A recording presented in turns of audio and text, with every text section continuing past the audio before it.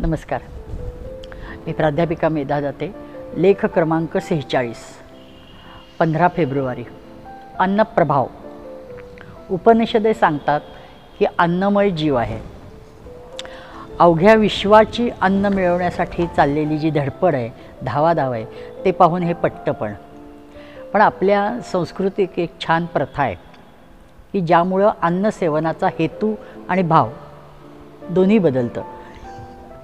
संस्कारक्षम मन आणि वय झालं की लहान मुलावर जेवताना पाहिले की पहिले संस्कार केले जातात, आणि ते म्हणजे वदनी कवल घेता नाम घ्या श्रीहरीचे, सहज हवन होते नाम घेता फुकाचे, आणि शेवट उदर भरण नोहे जाणीजे यज्ञकर्म. म्हणजे देवाचं नाव घेऊन पोटातील जठराग्नीला आहुती देण्यासाठी आपण अन्न ग्रहण करत असतो, फक्त भूक भागवायसाठी नाही. आपण त्यामुळं हे वखवकून खातो असंही नाही. हे यज्ञकर्म समजून मुखातून आपल्या जठराग्नीला आपण आहुती द्यायची असते.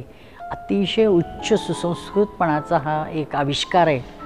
यज्ञकर्म समजायचं खाण्याला किती छान आहे.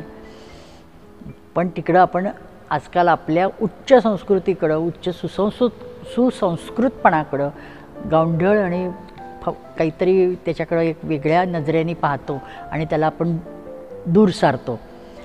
ही गोष्ट सत्य आहे की अडाणीपणाने माणूस खाखा करतो त्यामुळं.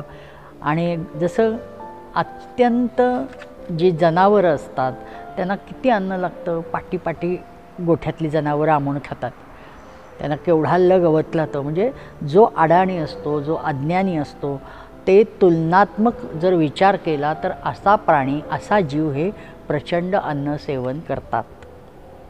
म्हणजे अगदीच संतांची गोष्ट घेतली विचारात तर परमसद्गुरू श्री गजानन महाराज, त्यांना जेवणं म्हणजे संकट वाटायचं. अतिशय मर्यादित घ्यायचे, आठवड्यातनं 2-3 दिवस जेवायचे.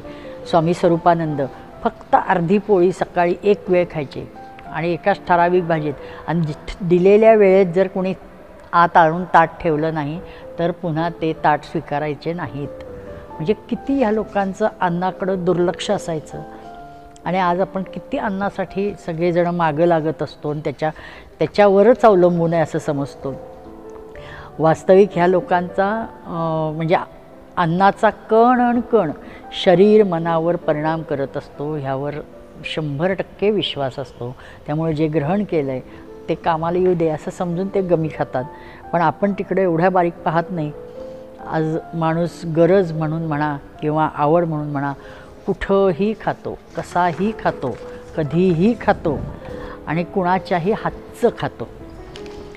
स्वयंपाक करणाऱ्या घरच्या बाईने एखादे स्तोत्र म्हणत, नामस्मरण करत शांतपणे जर स्वयंपाक केला तर खाणाऱ्याच्या प्रत्येकाच्या अंगी लागतं. परिणामी काय होतं की जी माणसं ते अन्न खात आहेत त्यांच्या मनात असं हाव सुटत नाही की घरात आपल्या मिळालेलं सुग्रास अन्न आहे, हा भाव मनात असतो.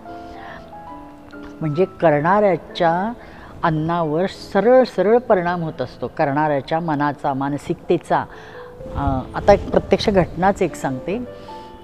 लोकमान्य टिळक तुरुंगात होते त्यावेळेसची प्रत्यक्ष घडलेली घटना. एकदा सलग 2-3 दिवस लोकमान्य टिळकांच्या मनात विचार यायला लागतो की हे गज तोडून पळावं, तुरुंगाचे म्हणजे खोली तोडून बाहेर जावं.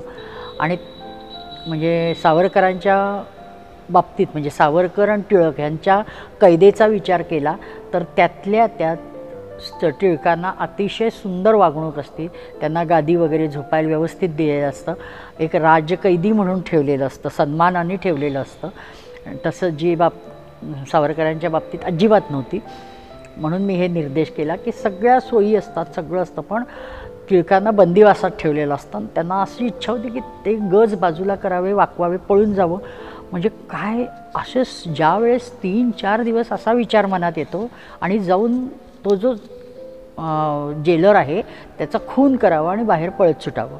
मग ते समजतात 3-4 दिवसांनी की अरे हे विचार माझे नाही आहेत, माझ्या मनातच असं का आलं असेल. म्हणून तो ठरवतो की टिळक ठरवतात की ह्यांना पत्र लिहायचं. एक पत्र लिहितात आणि जेलरला विचारतात की आजकाल स्वयंपाक करणारा आचारी बदलला आहे का, किंवा दुसरा कोणी माणूस स्वयंपाक करत आहे का, त्याचा खुनाशी काही संबंध आहे का. म्हणजे स्वच्छच प्रश्न विचारतात आणि बदली कामगार लावलेला जो आहे असेल तर तो खून करून पळालेला आहे का, म्हणजे अनेक त्याच्याखाली एकाखाली एक प्रश्न टिळकांनी लिहिलेले असतात. ते पत्र जेलरला पोचतं, टेलर वाचतो आणि तो अतिशय डेलर चौकशी करतो आणि ते खरंच माणूस कुणी असतो जो रोजचा स्वयंपाकी आहे तो आजारी पडल्यामुळे बदललेला असतो. तो जेलर अतिशय आश्चर्यचकित होतो. तो टिळकांना येतो आणि म्हणतो हा काय प्रकार आहे, तुम्हाला कसं कळलं? आत्ता जस्ट 2-3 दिवसापूर्वी आपण माणूस बदलला आहे आणि नाईलाजाने बदलावा लागला, पण त्याचा तुम्हाला बातमी देण्याचं आमचं काही कारण नाही आणि हे पण हे तुम्हाला कळलंच कसं म्हणून तो आश्चर्य व्यक्त करतो. त्यावेळेस टिळक स्वच्छ माझ्या मानसिकतेची झालेली घडण कशी आहे आणि जी माझी मूळची मानसिकता नाही हे सगळं सांगतात. त्यावेळेस तोही आश्चर्यचकित होतो. म्हणजे करणाऱ्याचा डायरेक्ट परिणाम खाणाऱ्याच्या मनावर किती होतो हे स्वच्छ दिसतं आणि म्हणून अन्न खाताना फार जपून खाल्लं पाहिजे. रामकृष्ण परमहंस तर म्हणतात की कोणतेही अन्न खाण्यापूर्वी त्याचा तुम्ही नैवेद्य दाखवा आणि मग ते खाल्लं की त्याचा दोष संपतो. थोडक्यात अन्नावर धष्टपुष्ट होणारे हे शरीर मूठभर अन्नावर संस्कार केले नाही तर किती वाहत जाऊ शकतं. त्याला काही परिणाम, त्याला काही म्हणजे गणतीच नाही.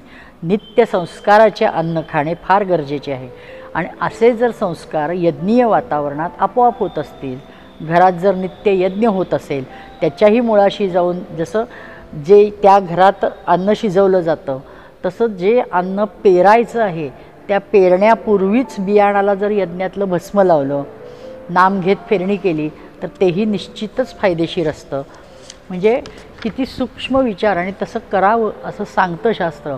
म्हणजे करत होते लोक, शास्त्र सांगायची वेळच नाही आहे कारण आपण शास्त्र सोडले, आता ते शास्त्र सांगतं म्हणायची वेळ आली.